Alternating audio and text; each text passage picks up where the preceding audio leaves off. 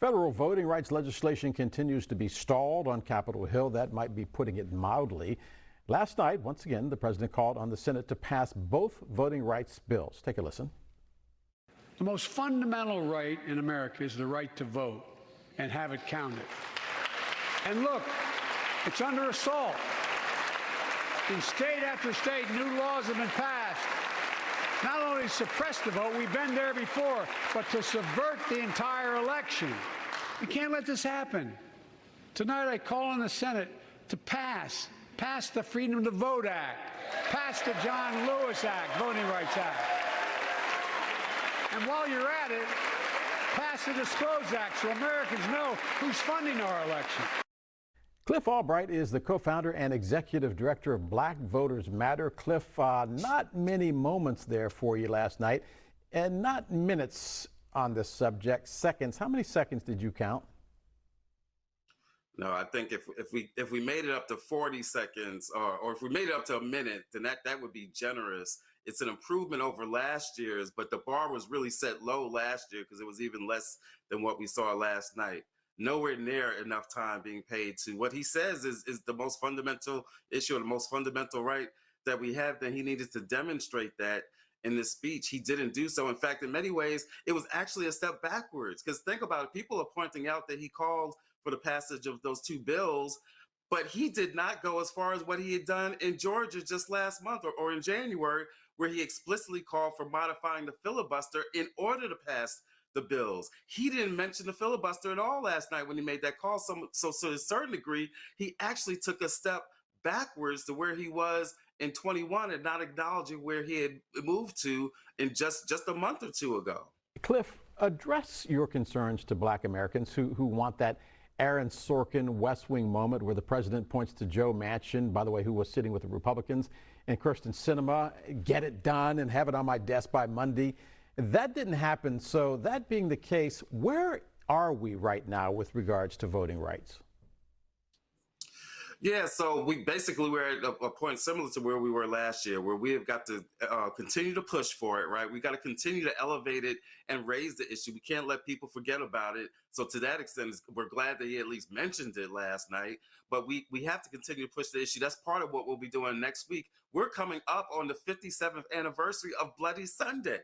And so we're going to continue to raise this issue, not just commemorating what took place in Selma 57 years ago, but continuing to push and raise the issue and make the demand for voting rights. The other thing that we're going to be doing, though, is as people are trying to move on and just talk about this election cycle, which began last night in Texas, where we also saw the impact of voter suppression. But as we're in this cycle and people want to just talk about the elections and mobilizing voters, part of what we're going to be doing is coming up with a voting rights contract, a list of bills, two of which the president mentioned last night, but also including modifying the filibuster so that when people are voting, particularly for senators, that they're not just running the risk that we send another Manchin or another Sinema to DC. We need a contract signed in blood if need be, like with their own signatures, but that these candidates have got to commit up front. If they want our votes, they got to commit up front to what they're going to do in DC. That's the basis on which we can then hold them accountable. That's what we'll be doing to continue to push for voting rights. Cliff, is it time for Democrats to walk away from Joe Manchin? As I mentioned, he was sitting with the Republicans last night during the State of the Union address. It reminds me, really, to tell you the truth, of your girlfriend showing up at the McDonald's wearing somebody else's class ring, and you're saying, well, she still likes me. I don't know whether or not you're looking at the tea leaves right now, but the Joe Manchin vote don't look too good. No, and it's never been a reliable vote. And so that's why, we need to, we don't want to be a situation where, Democrats say, I broke up with you. And they say, oh, Manchin says, no, I broke up with you, right?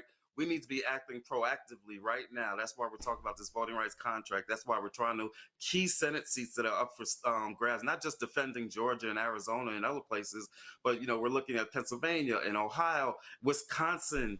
There's a favorable map, but we've got to put in the work in order to win those seats, so that Joe Manchin's vote becomes irrelevant, so that Kirsten Sinema's vote becomes irrelevant. Not to mention that if DC was a state, if we had DC statehood, we'd have 2 senators right now that would make their votes be irrelevant. And so, yes, we can't wait for him to make the moves. Like you said, the writing is on the wall. We need to be acting proactively right now in order to send people that we know will be reliable votes on these issues of voting rights, as well as the rest of the agenda that Black voters are concerned with.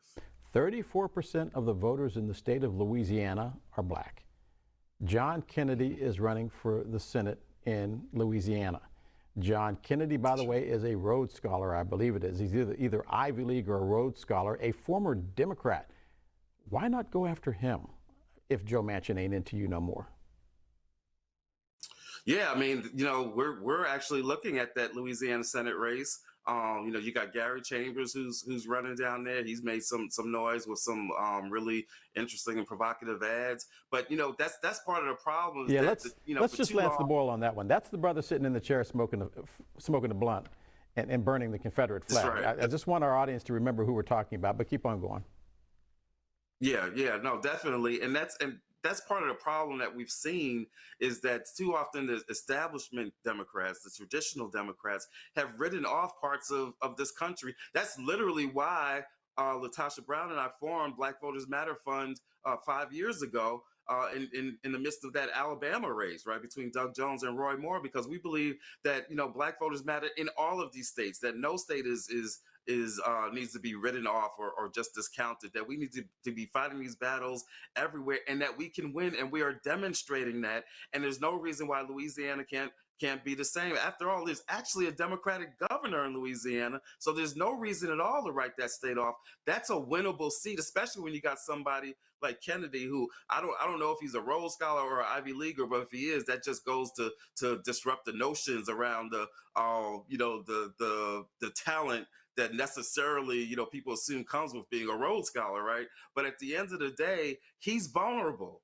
And especially in a state like Louisiana, but it takes investment, it takes commitment from the establishment, as well as incredible groundwork. We're going to do what we can do, but we need folks to take some of these races more seriously, including places like North Carolina, even including Florida, because the truth is we haven't seen the support for Val Demings in Florida the way that we need to see. And so if we want to make Manchin and Sinema's votes be irrelevant, if we want to prepare ourselves for an eventual defection, we have got to be putting in the work in all of these states to compete and to invest in communities and organizations that have got to do this work. And we've got to continue to raise this issue of voting rights. And we need the Department of Justice and the rest of the administration to do everything it can do to protect voters. Cliff, I got 30 seconds left. What's your halftime speech right now? You're getting beat, and that's putting it mildly. Your quarterback is sitting on the other sideline right now, warming up with the other team. You got Murkowski in Alaska. You got North Carolina. You're right. You got Louisiana. What's your halftime speech? How are you going to get us across the finish line? Because Texas voted last night and thousands were disenfranchised. Yep. Thousands were disenfranchised. But I also want to note that in the midst of that, though, we saw some incredible progressive gains in the state of Texas, right? Some great candidates that were winning. And I think one that's pushing an incumbent moderate Democrat, pushing them into at least a runoff. And so that's part of it, right? Looking at what we've been able to do so far. But the other part, 30 seconds, you said, we've been here before. Like I said, we're coming up on the Selma commemoration. In February of '65, Dr. King was in jail in Selma. A few months later, Bloody Sunday took place, and we know that changed the course of history. It's often darkest before the dawn. So even when you think sometimes that you're losing, you're really in the perfect position for our faith and for our work to show up. And I will point out that the congressman who is trailing so far in Texas is under FBI investigation. So let's not celebrate gains that aren't necessarily gains, but something else. Cliff Albright is the co-founder and executive director of Black Voters Matter. Halftime only. The rest of the game has yet to be played. Cliff, thanks for being with us.